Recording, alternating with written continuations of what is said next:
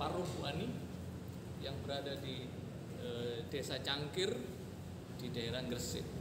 Nah, di tempat ini makanan cukup luar biasa, kita bisa memilih dan kita bisa menikmati. Dan di tempat ini ada satu makanan yang nyaman dan enak sekali. Dan saya suka makan di sini ya.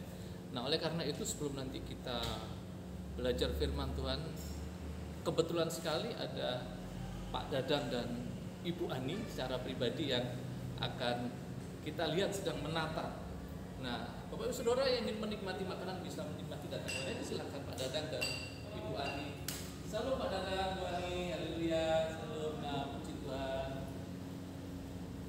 Luar biasa nih, lagi sibuk sekali, sedang membuat tumpeng. Puji Tuhan. Nah, saudara bisa lihat bagaimana cara membuat tumpeng yang luar biasa ya. Dan di tempat ini begitu ramai kalau sudah siang hari. Nah, kebetulan saat ini belum banyak pengunjung, kita bisa melihat bagaimana Pak Dadang dengan Ibu Ani yang sedang bekerja mempersiapkan pesanan, yaitu nasi tumpeng dan nasi kotak. Ya, jadi saudara yang di sekitar sini bisa melihat tempat ini dan datang karena makanannya cukup luar biasa. Baik, hari ini kita akan belajar satu hal tentang satu kebenaran firman Tuhan, yaitu bagaimana setiap kehidupan kita pada akhirnya kita akan menghadapi satu kenyataan hidup. Barusan saat ini saya melihat ada satu kenyataan yang sering kali kita lihat. Sering kali kita berkata bahwa kalau kita melihat orang yang dipanggil Tuhan, selalu kita berkata bahwa itu memang sudah waktunya. Ketika kita berkata orang dipanggil Tuhan itu sudah waktunya, oh memang saatnya. Tetapi firman Tuhan mengatakan bahwa kematian dan kehidupan bukannya sekedar waktunya, tetapi kematian dan kehidupan itu adalah sebuah pilihan. Dikatakan dalam Ulangan 30 ayat 19 dikatakan, pilihlah kehidupan dan kematian, berkat dan kutuk. Dan Tuhan mengatakan ketika ada pilihan maka ada jawaban. Jawabannya adalah pilihlah kehidupan supaya engkau hidup, baik engkau maupun keluargamu. Dikatakan demikian dalam firman Tuhan. Dan kenyataan itu terjadi. Loh, kenapa demikian? Kenapa orang yang meninggal itu bisa disebut pilihan? Bukankah kehidupan dan kematian mati Tuhan yang menentukan? Iya, Tuhan menentukan. Namun kita melihat contoh yang paling simpel dan sederhana bahwa orang meninggal itu bisa jadi pilihan hidup. Contoh, orang yang bunuh diri matinya. Tuhan tidak menetapkan setiap orang matinya bunuh diri. Namun ketika orang memilih harus mati bunuh diri, itu adalah pilihan. Nah, oleh karena itu tidak semua kematian itu adalah penetapan Tuhan.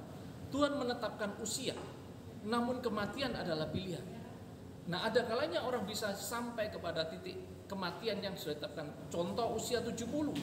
Tuhan bisa tetapkan 70 tahun pas dia meninggal. Namun ketika pilihan terjadi, dengan sembrono orang tidak menjaga kesehatan yang harusnya kita jaga, akhirnya sebelum waktunya, di dalam pengkhotbah dikatakan, apakah engkau bodoh? Engkau mau mati sebelum pada waktunya? Nah, ternyata Tuhan menetapkan waktu usia dalam kematian.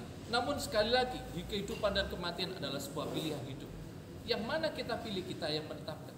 Kita jangan pernah berpikir bahwa semua kematian orang Tuhan yang menetapkan. Tidak juga. Tetapi kitalah yang menentukan. Ketika kita tidak bisa menjaga kesehatan kita, contoh dalam situasi seperti ini, situasi pandemi corona ini, Tuhan memberikan hikmat kepada kita, jaga jarak, pakai masker, cuci tangan, semuanya tujuannya untuk supaya kita tidak terkena dampak. Nah, ketika kita sudah melakukan itu semua, tiba-tiba kita mengalami terserang virus corona, bahkan mohon maaf kita dipanggil Tuhan. Nah, itu sudahlah, itu urusannya Tuhan. Namun ketika kita mulai sembrono dan tidak mau menjaga dengan baik kehidupan kita, satu hal, Tuhan menetapkan usia kita sekian tahun. Ketika kita tidak menjaga hidup kita dengan baik, apakah kita bodoh, kita mati sebelum pada waktunya? Oleh karena itu, Bapak Ibu dikasih Tuhan, hari ini kita belajar. Contoh yang berikutnya, sudah tahu bahwa kita ini mempunyai kelemahan, kita punya garis keturunan orang yang punya keluarga dari tensi yang tinggi. Namun kita melihat bahwasanya kita menjadi sembrono juga, kita makan sembarang dan semuanya. Pada akhirnya kita dalam usia pendek kita bisa dipanggil Tuhan. Padahal Tuhan menetapkan pada usia panjang. Oleh karena itu kematian lebih kepada sebuah pilihan. Seperti sahabat saya, orang yang saya muridkan ini, menjadi sahabat dalam hidup, bahkan menganggap saya sebagai orang tua rohani. Namun dia punya pilihan hidup di masa mudanya, sehingga apa yang terjadi? Di usia muda dia tidak bisa sampai waktu yang panjang, sudah selesai hidupnya, berakhir. Dan itu menjadikan sebuah kita belajar bahwa kehidupan dan kematian adalah sebuah pilihan. Kehidupan memang Tuhan menetapkan, kematian Tuhan menetapkan. Tapi untuk mencapai penetapan Tuhan, kitalah yang melakukan. Kitalah yang menjaga hidup supaya kita sampai kepada sebuah penetapan hidup yang Tuhan sudah tetapkan. Berapa lama? Hanya kita yang mau untuk menjaga kehidupan kita. Ya, nah oleh karena itu, mari kita semua dalam situasi ini kita menjaga kehidupan kita, menjaga kondisi kita, menjaga kesehatan kita. Jangan sampai kehidupan kematian sudah tetapkan. Usia kita mungkin bisa ditetapkan mungkin 70 atau 60 atau 80. Ayo kita capai pada usia itu.